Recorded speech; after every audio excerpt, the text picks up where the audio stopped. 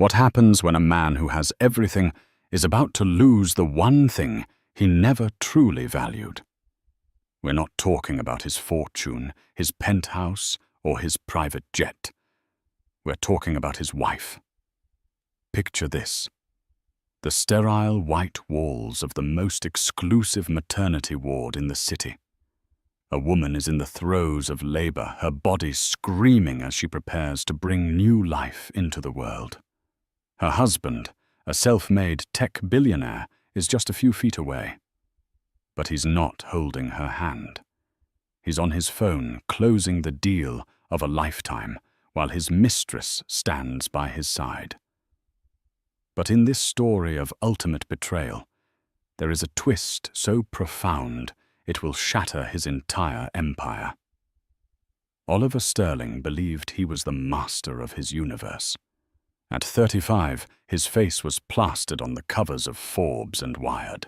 His company, Sterling Industries, was a titan of innovation, a behemoth that had devoured competitors and reshaped the digital landscape. He lived in a sprawling New York City penthouse that was less a home and more a monument to his success, with floor-to-ceiling windows that looked down on the world he had conquered. Every object was curated, every surface polished, every interaction scheduled.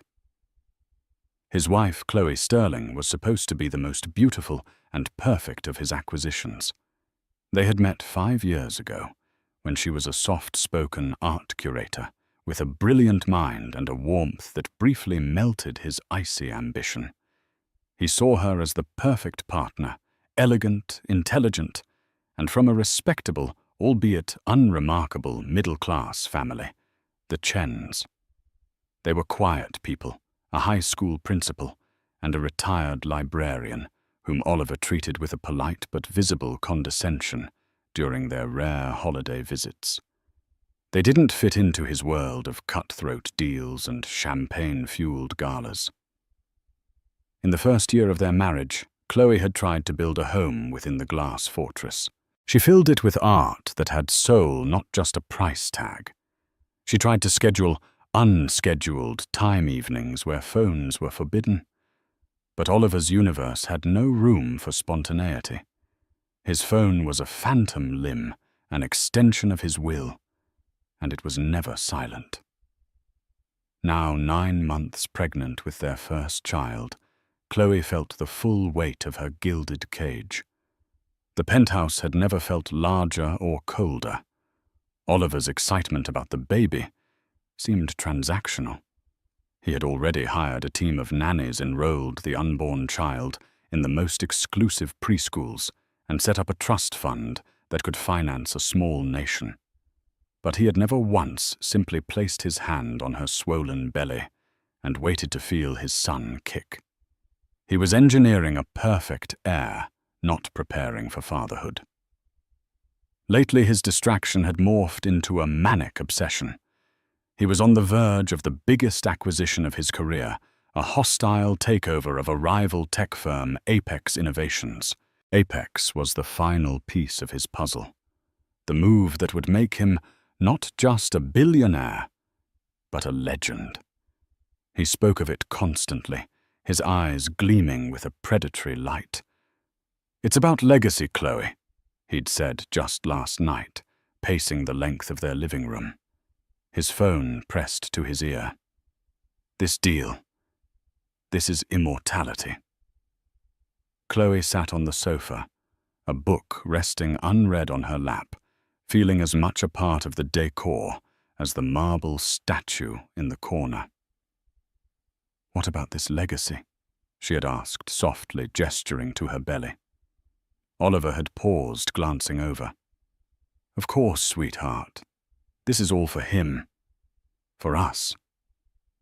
But his focus was already back on the phone call, his voice dropping to a conspiratorial whisper as he spoke to his legal team. That night, Chloe couldn't sleep. A deep, unsettling fear had taken root. It wasn't just the impending birth. It was the gnawing realization that she was utterly alone. The calls Oliver was now taking at all hours weren't just with his lawyers.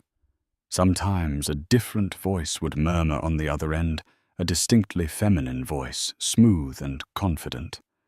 When Chloe had once asked who it was, Oliver had waved her off. Isabella Rossi, lead counsel for the opposition, just keeping the enemy close. But the tone wasn't adversarial. It was intimate. On this Tuesday morning, the city was slick with a fine mist. Chloe awoke to a dull, persistent ache in her lower back. She dismissed it as another discomfort of late pregnancy. Oliver was already gone, a note left on the kitchen island. Final push on Apex. Don't wait up. Oh.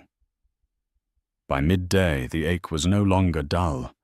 It was a rhythmic, tightening a wave of pressure that stole her breath. She clutched the cool marble of the counter, breathing through it, her heart starting to pound. She knew this feeling from the birthing classes she'd attended alone. It was time. Her hands trembled as she dialed Oliver's number. It rang once, twice, then went to voicemail. "Hi, you've reached Oliver Sterling. I'm busy changing the world. Leave a message." She called again. Voicemail. And again. Voicemail. A third wave of pain, sharper this time, crashed over her. She slid down the kitchen cabinet, her breath coming in ragged gasps. Alone in a palace of glass and steel, with no one to answer her call, Chloe Sterling knew her life and Oliver's was about to change forever, but not in the way anyone could have possibly imagined. In a boardroom on the 50th floor of a Wall Street skyscraper, Oliver Sterling was in his element. The air crackled with tension and the scent of expensive coffee. He was flanked by his top lawyer, Benjamin Carter, and a team of analysts who looked at him with a mixture of fear and reverence. On the other side of the massive mahogany table sat the grim-faced board members of Apex Innovations. This was the final meeting, the moment he would break their resolve. His phone vibrated against the polished wood. The screen lit up Chloe. He glanced at it, a flicker of annoyance crossing his face. He'd told her he couldn't be disturbed. This was the most critical day of his professional life. He silenced the phone with a tap of his thumb and slid it face down. She was probably just calling about the color of the nursery again. It could wait. "Gentlemen," Oliver said, his voice a smooth, confident baritone that commanded the room. "Let's not prolong the inevitable. My offer is more than generous. It's a lifeline. Your stock is plummeting.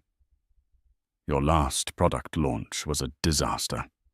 I am offering you a golden parachute. Take it." His phone vibrated again. "Chloe."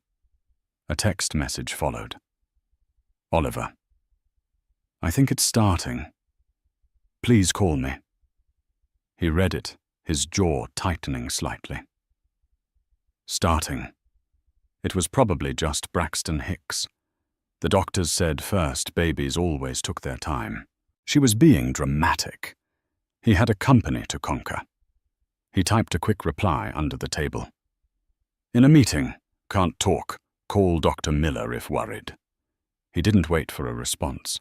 He was a shark that had scented blood in the water, and he would not be distracted. Back in the penthouse, Chloe stared at his text message, a sob catching in her throat. The pain was intensifying, the waves coming closer together. "Call Dr. Miller." As if it were a simple technical issue to be delegated. She clutched her belly, another contraction seizing her body, forcing a guttural cry from her lips. The world was narrowing to a tunnel of pain, and the one person who was supposed to be her anchor was refusing to answer the phone. Panic began to set in. She tried to stand, but her legs felt weak. She crawled to the sofa and fumbled for her phone again. She couldn't call her parents. They lived 3 hours away and would only panic. There was only one other person she could trust. With shaking fingers, she dialed her younger sister, Sophia Chen. Sophia, a fiery and fiercely protective high school teacher, answered on the first ring. "Chloe, you okay? You sound weird." "Soph." "It's time," Chloe gasped, her voice strained. "The baby's coming." "Oh my God. Okay, don't panic. Where's Oliver?" "He's in a meeting." Chloe whispered the words, tasting like ash. "He's not answering." A string of curses erupted from Sophia's end of the line. "That son of a bitch! I'm on my way. I'll be there in 20 minutes. Have you called the doctor? Is your bag packed?"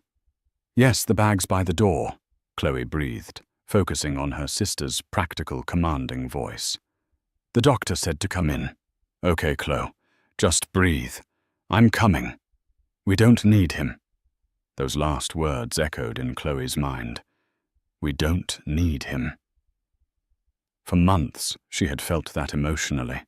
Now it was a stark, physical reality. 20 minutes later, Sophia burst through the door, finding Chloe on the floor, breathing through another contraction. Without a word, she scooped up the hospital bag, helped her sister to her feet, and guided her trembling body out of the cold, silent apartment. As the elevator descended, Chloe's phone buzzed one last time. It was a text from Oliver. "Deal is almost done. Will be a huge day for our family." Chloe looked at the message, then at her sister's determined face. A strange, chilling calm washed over her, cutting through the pain.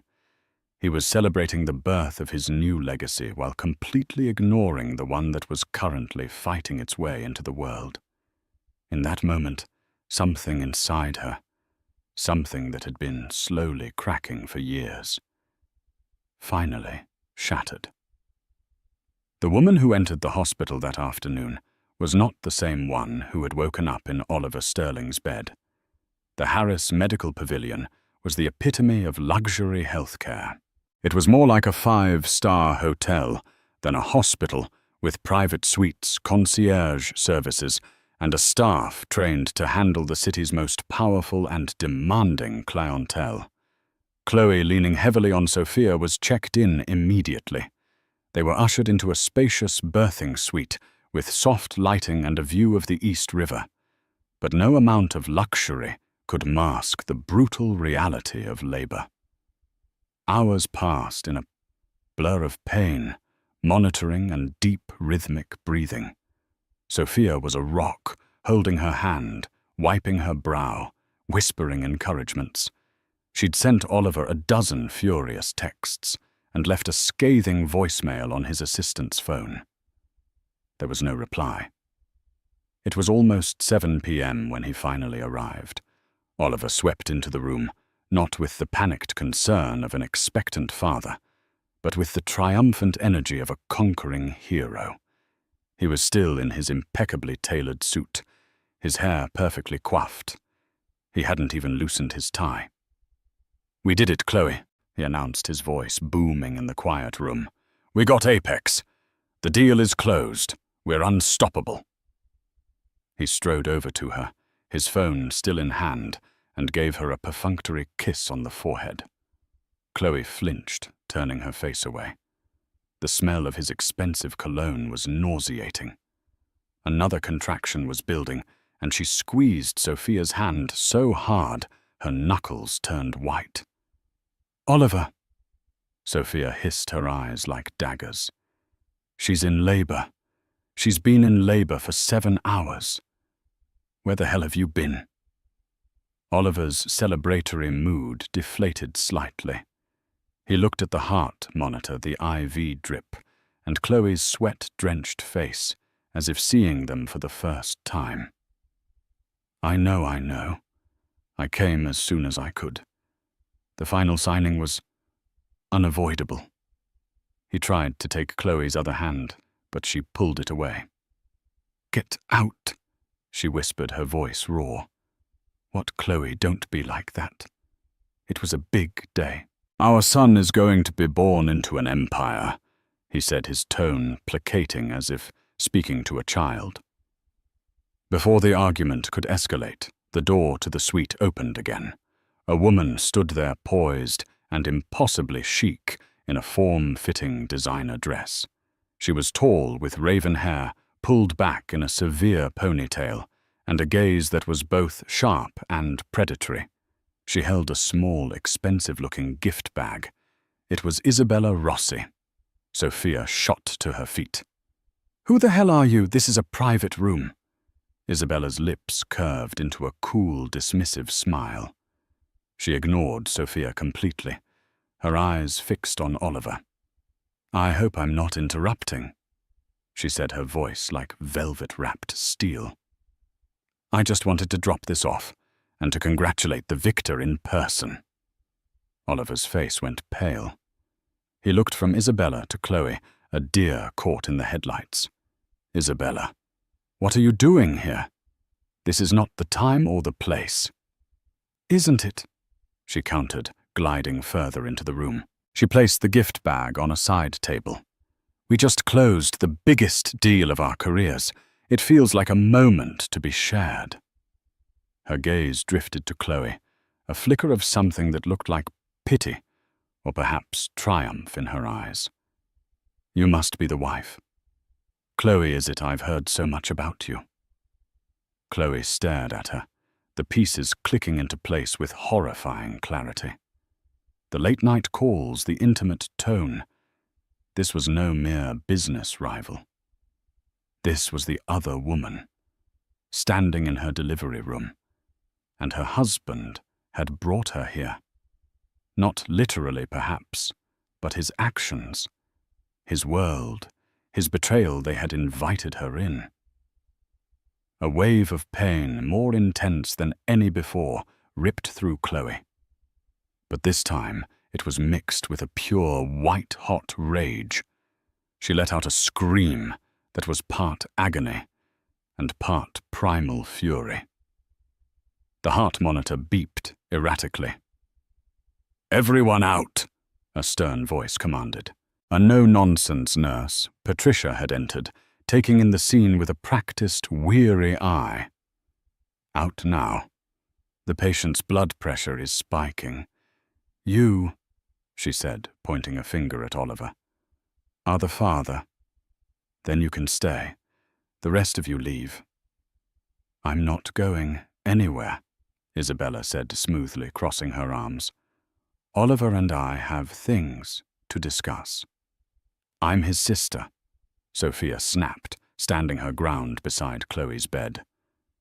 "This is a hospital, not a boardroom or a social club," Nurse Patricia retorted, her patience gone.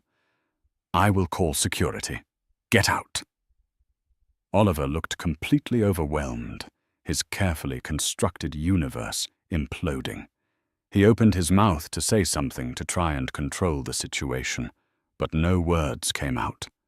He just stood there, useless, as his wife writhed in agony, and his mistress and sister-in-law squared off a storm of his own making, breaking right over his head. Nurse Patricia, a woman who had seen every form of human drama play out within the walls of a delivery ward, was not one to be trifled with. "I am not asking again," she said, her voice dangerously low. She picked up the room's phone. "Security to the Sterling suite, please." Isabella Rossi's compseur finally cracked. A flash of anger crossed her features. "This is absurd. Oliver handled this." But Oliver was paralyzed.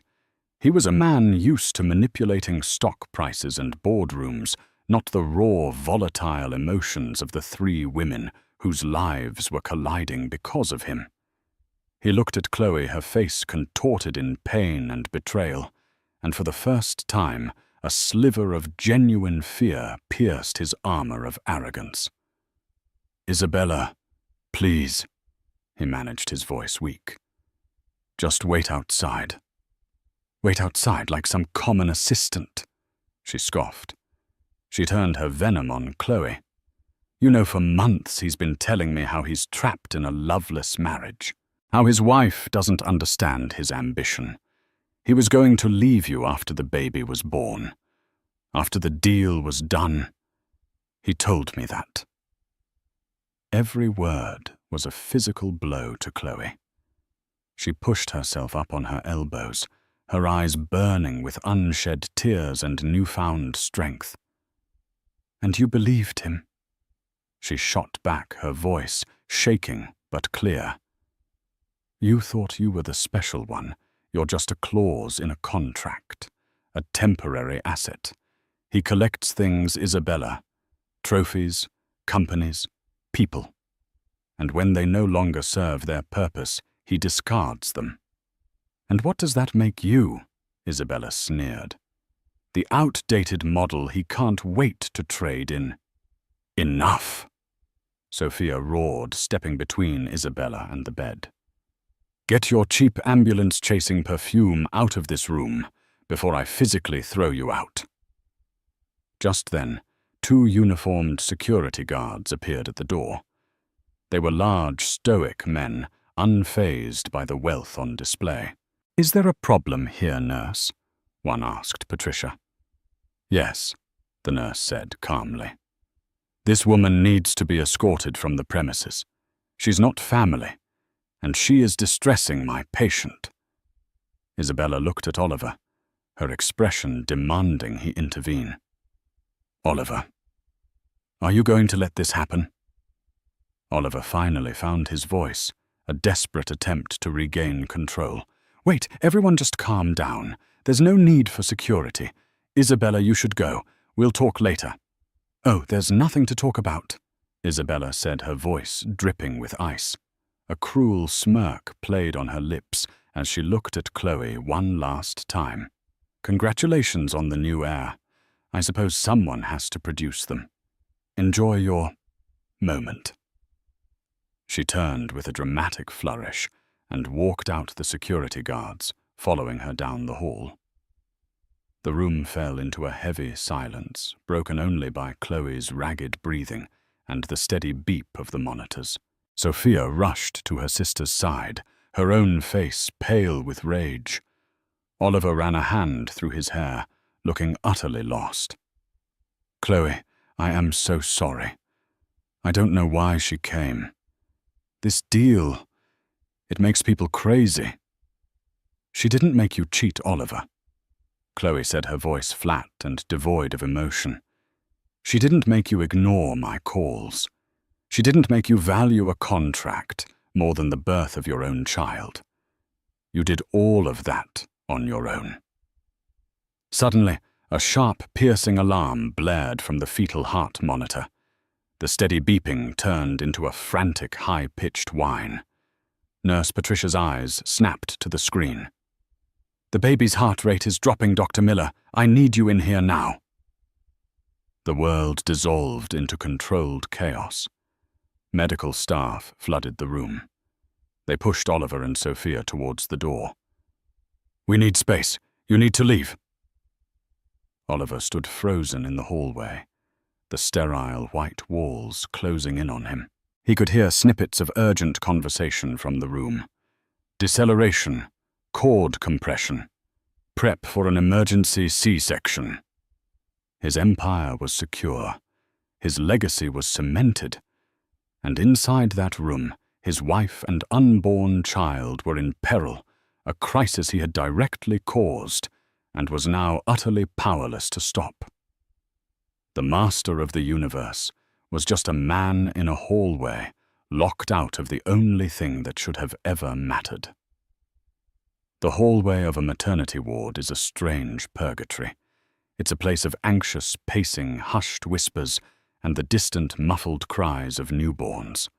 For Oliver Sterling, it became a makeshift boardroom, a prison of his own design. He couldn't sit still. He paced back and forth, his $1,000 shoes squeaking on the linoleum, the adrenaline from the Apex deal curdling into a toxic cocktail of fear and impotence. Sophia stood near the door, a silent, furious sentinel. She refused to look at him, her arms crossed tightly, her entire being radiating contempt. Every few minutes, a nurse would hurry in or out of Chloe's room, their face a mask of professional urgency, ignoring Oliver's desperate questions. His phone, the source of his power and his downfall, buzzed in his hand. It was Benjamin Carter, his lawyer. Instinct took over. He swiped to answer, turning away from Sophia as if to create a bubble of business in the sea of personal catastrophe. "Benjamin," he said, his voice strained. "What is it?" "Oliver, we have a problem," Benjamin said, his tone grim. "A big one. The Apex deal isn't as closed as you thought." Oliver felt a surge of disbelief. "What are you talking about?" "The board caved. I saw them sign the preliminary agreement." "That was the preliminary, Oliver. It was contingent on the final vote of the majority shareholder.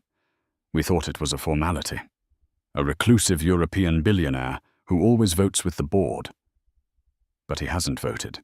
In fact, his representatives have just informed us that the controlling stake in Apex was quietly transferred to a new entity 6 months ago, a private anonymously held family trust."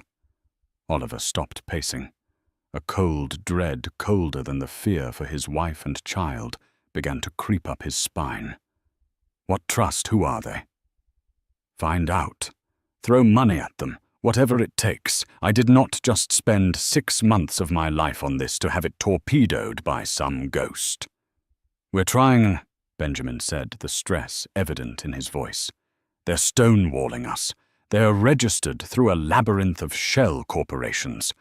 But the message we received was clear. The new owner is re-evaluating the acquisition. They want to see the final terms and sign off personally. Without their signature, the deal is dead. The press release will have to be retracted. Sterling Industries' stock will tank on the rumor. You'll be a laughing stock." A laughing stock. The word hit Oliver with physical force. He leaned against the wall, the starched collar of his shirt, suddenly feeling like a noose. His entire identity was built on victory, on the perception of infallibility. This couldn't be happening. He saw Isabella Rossi at the far end of the hallway near the elevators, speaking animatedly on her phone. She hadn't left. She was waiting, watching. She must have heard the same rumors. She looked over at him, a predatory glint in her eye. She was a shark, and if his deal was bleeding, she would be the first to attack. "Get it done, Benjamin," Oliver snarled into the phone. "Find out who this shareholder is. I want a name. I don't care what it costs or what you have to do. I need that signature by morning." He hung up, his mind racing. He was losing control. In the boardroom, in the hospital, in his life, everything was unraveling. Just then the door to Chloe's room opened. Nurse Patricia stepped out, her face grim. "Mr. Sterling," Oliver rushed forward. "Is she okay? Is the baby okay?" "The baby's heart rate has stabilized for now. We've avoided a C-section, but she's in distress and she's exhausted. The doctor is with her." Her eyes were cold, professional, but held a deep, unspoken judgment. "She needs to sign some consent forms for a possible epidural. And she asked me to give you this."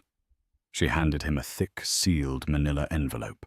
Oliver's name was written on the front in Chloe's elegant, familiar handwriting.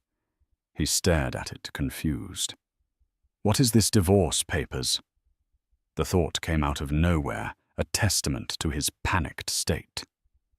"I'm a nurse, Mr. Sterling, not a process server," she said icily. "She just said it was urgent business. Now, if you'll excuse me." She turned and went back into the room, closing the door firmly behind her. Oliver looked at the envelope in his hands. It felt heavy, portentous. With trembling fingers, he tore it open. Inside wasn't a letter. It was a stack of legal documents filled with dense paragraphs and signature lines. The top page was a proxy vote authorization. His eyes scanned the text, his brain struggling to comprehend the legalese. His phone buzzed again. It was Benjamin. "Oliver, my God." His lawyer's voice was a choked whisper. "We got the name. We found out who controls the trust." "Who?" Oliver demanded. "Who is it?" "The final transfer of ownership was executed this morning. The trust is officially registered as the Chen Sterling Family Trust." The world tilted on its axis.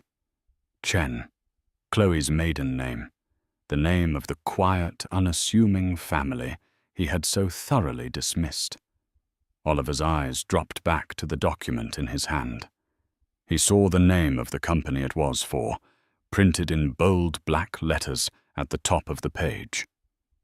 Apex Innovations. It all clicked into place in one horrifying, cataclysmic moment of understanding. The reclusive majority shareholder. The family trust. Chloe hadn't just been planning for a baby. She had been planning for war. The deal he had sacrificed everything for didn't belong to him. It belonged to her. For a long, suspended moment, Oliver Sterling couldn't breathe. The sterile, polished hallway seemed to warp around him, stretching into an infinite, silent tunnel. The clinical air, once smelling of antiseptic and quiet efficiency, now felt thick and suffocating, each particle charged with his own failure. The legal documents in his hand felt impossibly heavy, as if the weight of his entire crumbling empire had been condensed into those few sheets of paper. The Chen Sterling Family Trust. The name was an absurdity, a paradox that his mind refused to process. It was like hearing that a lamb had taken down a wolf pack. His mind a finely tuned machine for hostile takeovers and market domination sputtered and stalled. It scrambled for a logical explanation. A mistake. A clerical error.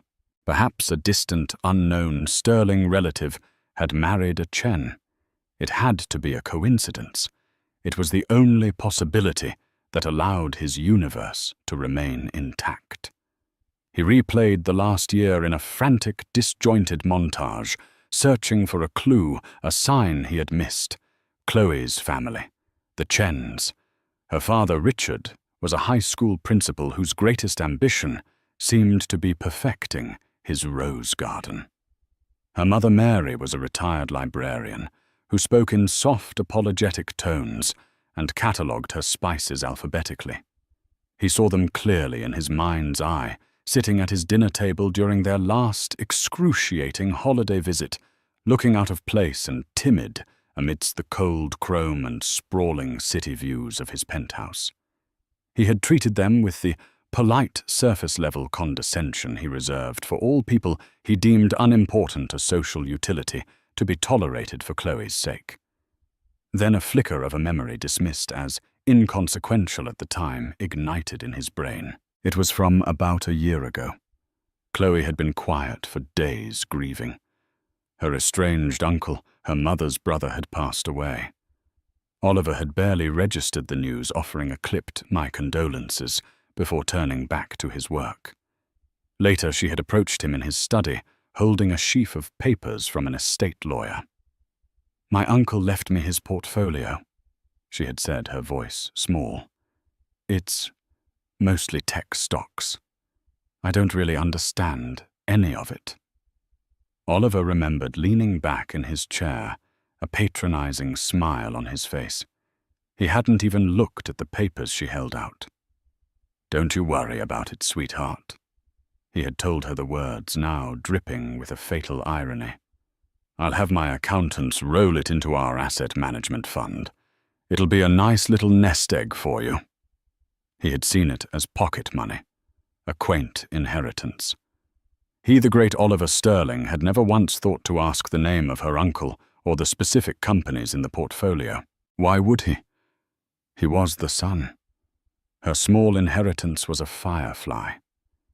It never occurred to him that a firefly could hold the power to blot out the sun. On the other end of the phone, Benjamin Carter's voice was a frantic buzz pulling him from his spiraling thoughts. "Oliver, are you there? The vote just came through. Our contacts on the inside are in a panic. The majority shareholder has officially voted. It's a no. The resolution to accept your acquisition offer has been defeated. It's over. The deal is dead." The words hit him not like a hammer, but like the slow, inexorable crush of a hydraulic press. No. The vote was cast. The war was over. And he had lost. He slowly lowered the phone, the sleek black device feeling alien and useless in his hand. His eyes dropped back to the proxy form Chloe had given him, delivered by a nurse like a final mocking sacrament. He saw it for what it was now. It wasn't a tool. It was a message, a beautifully cruel piece of theater designed to make him a spectator at his own execution. She hadn't needed his input or his signature. She had wanted him to be holding this worthless piece of paper at the precise moment he learned the truth to ensure he understood the full depth of his irrelevance. She hadn't just defeated him. She had humiliated him. His phone buzzed again, a violent vibration against his palm. It wasn't a call. It was a news alert from the Wall Street Journal. The headline, a blazing epitaph for his ambition. Sterling Industries' Apex takeover bid collapses in shock vote. Stock plummets 30% in after-hours trading. It was real. It was public. His failure was now echoing in every newsroom and trading floor on the planet. He was a laughing stock. The door to the suite opened with a soft click, and the sound made him flinch. Sophia emerged. Her expression was no longer just one of fury. It was something far more terrifying. It was the calm, cold satisfaction of a warrior who had just watched her queen burn an enemy city to the ground. She walked straight up to him, her presence a solid wall of contempt. "She wants to see you," Sophia said. Her voice was flat, devoid of any emotion except a chilling finality. It was not the request of a sister-in-law. It was the summons of a queen's herald. Oliver felt a strange sense of detachment, as if he were watching a movie of his own life. He walked past Sophia, his legs feeling like they were wading through cement. He pushed the door open and stepped inside. The room was preternaturally quiet. The frantic energy of the earlier medical emergency had vanished, replaced by a heavy, profound stillness. Chloe was propped up against several pillows. Her face was pale, her body clearly exhausted from the ordeal of labor. But her eyes were a revelation. The soft, forgiving warmth he had taken for granted for 5 years was gone, extinguished completely. In its place was a clear, calm, and unbreakable strength. It was the look of a woman who had walked through the inferno of his betrayal and had emerged not scarred, but forged into something new, something harder. "Hello, Oliver," she said. Her voice was quiet, yet it carried the devastating force of an earthquake, shaking the last remaining pillars of his reality. "Chloe. Apex." He stammered, the useless proxy form still clutched in his hand. "Your uncle, Chen. Why didn't you tell me?" A faint, sad smile touched her lips, a smile of profound disappointment. "Tell you what, Oliver, that my quiet, bookish uncle was the anonymous founder of Apex Innovations, that the nice little nest egg you couldn't be bothered to look at was in fact the controlling interest in the very company you were obsessed with conquering. Would you have even believed me?" She shifted against the pillows, her gaze never leaving his. "You see, that's the part you've never understood. You never saw me as a partner. You saw me as a beautiful, supportive painting on the wall of your life. You dismissed my family as simpletons. You dismissed my intelligence as a hobby. You assumed I was just Waiting. Waiting for you to come home, waiting for you to pay attention, waiting for you to decide what our life would be. She took a slow, deliberate breath, the beeping of the monitor beside her a steady, rhythmic counterpoint to his shattering world. For the last year, I've watched you sacrifice everything that mattered on the altar of this deal. I've listened to your lies. I've heard your hushed, intimate phone calls with Isabella. I held on to the hope that the man I married was still in there somewhere. I prayed you would wake up, that you would choose your family. Her voice cracked for just a fraction of a second before regaining its steel. When I went into labor this morning, that was the final test. Not for me. For you. I called you Oliver. I begged you to come, and in the most important moment of our lives, you looked at your phone, you saw my name, and you chose the deal. Her gaze was unwavering, a prosecutor delivering a final verdict. So I decided to choose too. I choose my son. I choose myself. And I choose to protect what my family built from the man who was trying to tear it down while simultaneously betraying his own. He was a king who had just discovered his castle was built on a chessboard and that he had been a pawn all along. The architect of his ruin, the mastermind who had outmaneuvered him at every turn, was his wife. The woman he had ignored, cheated on, and left alone to bring their child into the world. In the absolute silence of the room, Oliver Sterling finally truly understood the meaning of the word checkmate. Oliver Sterling, the man who had once commanded boardrooms with a single cutting phrase, found himself utterly voiceless. He sank into the plush visitor's chair in the corner of the room, a throne of shame in the new kingdom his wife had just revealed. The legal papers, the worthless proxy vote, slipped from his numb fingers and scattered across the polished floor like fallen leaves from a dead tree. The air was thick with the silent, screaming truth of his defeat. He was a conqueror who had discovered in the final moment of his triumph that his entire campaign had been staged and managed by the very person he sought to subjugate.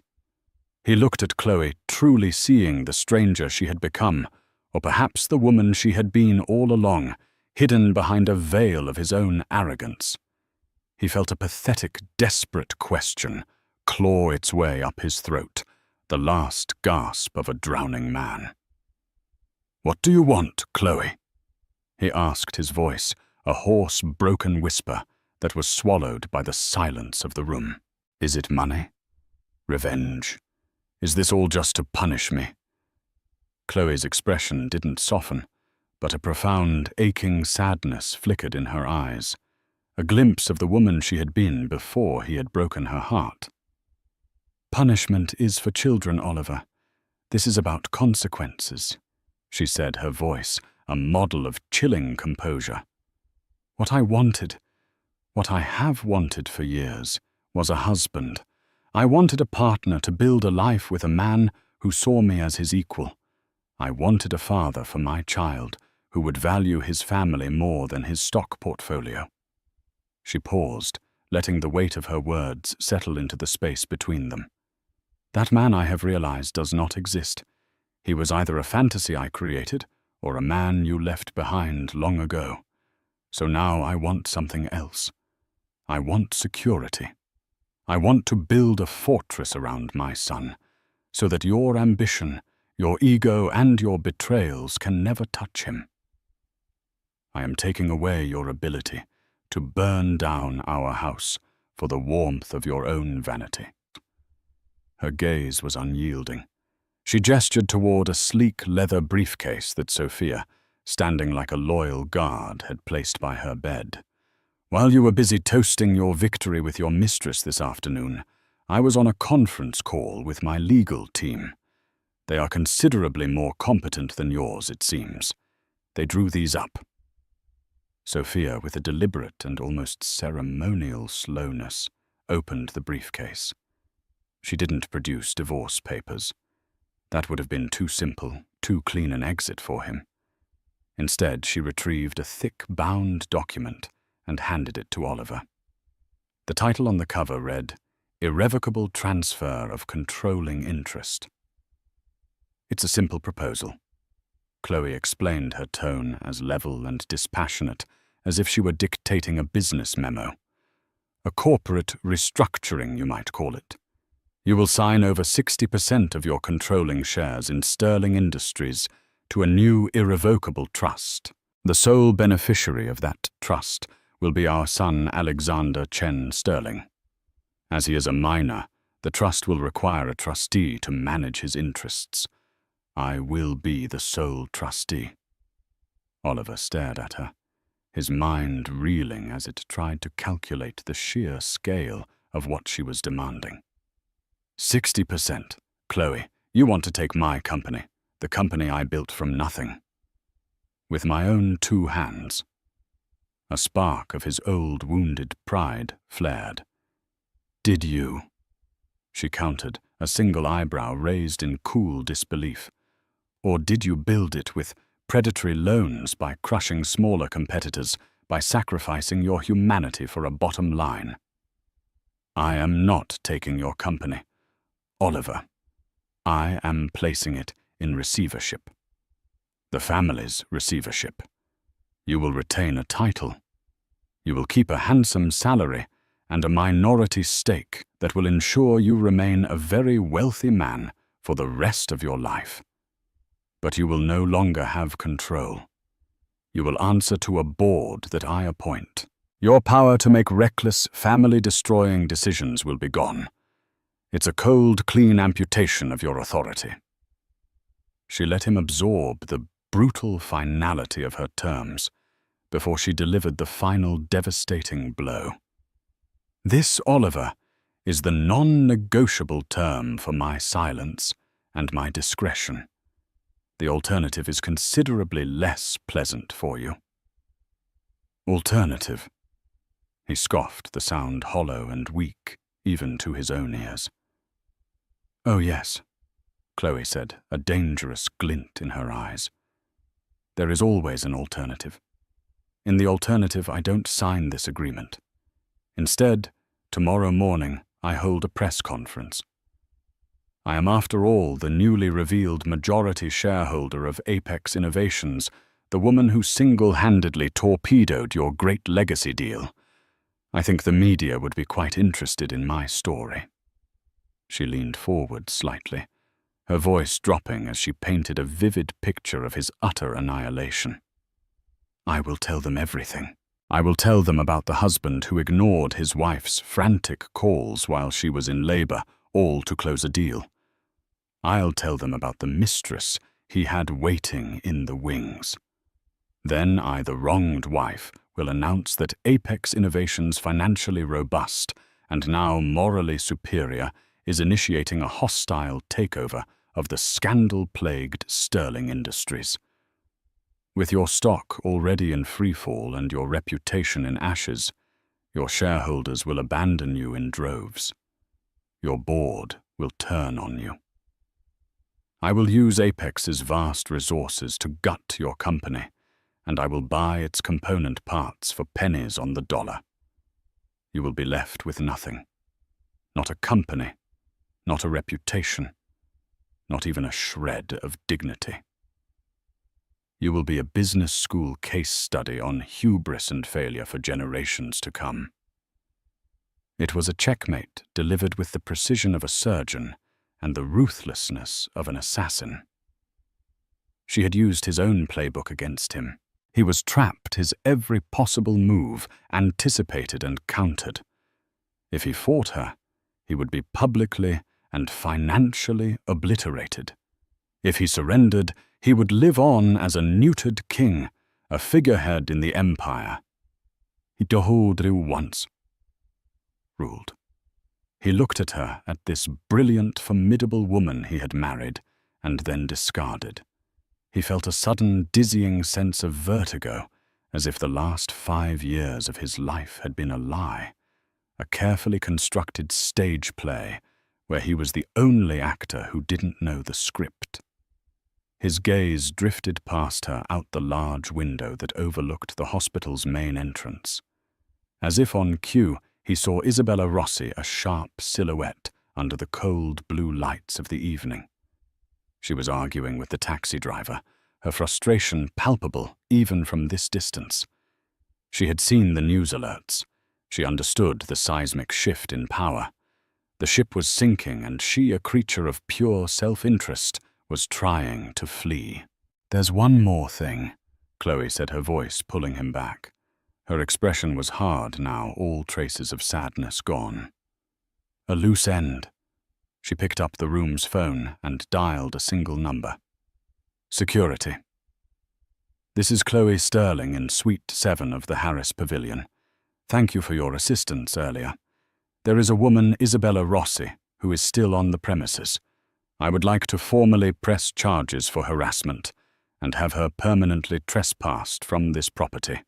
She is a threat to the peace and safety of my child and myself. Please ensure she leaves the grounds immediately. Yes, I will have my lawyer follow up with a formal report in the morning." She hung up and looked at Oliver, her face a mask of cold resolve. It wasn't about jealousy anymore. It was a business decision. She was eliminating a liability. She was cleaning house. His house. Oliver watched out the window, a passive, silent observer. He saw 2 uniformed security guards approach Isabella's taxi. He saw her furious, incredulous gestures. He saw the guards stand their ground, impassive and unmovable. Finally defeated, Isabella was forced to exit the taxi and was escorted off the hospital grounds, left standing alone on the public sidewalk under the harsh glare of a streetlight. A guard remained watching her until she had no choice but to turn and walk away, disappearing into the anonymous darkness of the city. She didn't look back. The mistress was gone. The deal was dead. The empire had a new, undisputed ruler. Sophia stepped forward and placed the heavy document on the small table beside Oliver's chair. She uncapped a pen and set it down precisely in the center of the signature page. The gesture was both an offering and an order. With a shaking hand, an appendage that felt like it belonged to someone else, Oliver picked up the pen. The instrument that had signed billion-dollar deals and sealed the fates of thousands of employees now felt like it weighed 1,000 pounds. He looked down at the line waiting for his name. His signature, once the most potent symbol of his power and authority, was now nothing more than the formal instrument of his surrender. It was an act of corporate suicide, and his own hand was the weapon. He signed. The scratch of the nib on the thick, expensive paper was the only sound in the room. It was the sound of a world ending. He dropped the pen. It was done. And in that precise moment of deafening silence, a new sound cut through the air. It came from the adjoining nursery, a sound that was at once fragile and ferocious. It was the first piercing cry of his newborn son, the cry of Alexander Chen Sterling. Chloe's entire being shifted. The cold strategist, the corporate queen, dissolved in an instant. Her face softened, and her focus turned completely toward the sound of her child. The battle was over. The victory won. Oliver Sterling and everything he represented had already ceased to matter. The reckoning was complete. A new reign had begun. In the end, Oliver Sterling didn't lose his fortune. He lost something far more valuable, his power, his pride, and the illusion that he was the master of his own destiny. Chloe Sterling, the woman he had dismissed and underestimated, proved that true strength isn't always loud and aggressive. Sometimes it's quiet, patient, and incredibly intelligent. She didn't just get revenge. She secured a future for her child and took back her own life, rewriting the terms of their story completely. This story is a powerful reminder that we should never judge people by their quiet demeanor or underestimate the fire that can burn within. What would you have done in Chloe's position? Could you forgive Oliver, or was his betrayal the point of no return? Let us know your thoughts in the comments below. We read every single one. If this story moved you, if it made you think, please give this video a thumbs up. It really helps our channel grow. And if you want more true-to-life stories of drama, betrayal, and incredible twists, make sure you hit that subscribe button and ring the notification bell. You won't want to miss what we have coming next. Thank you for listening.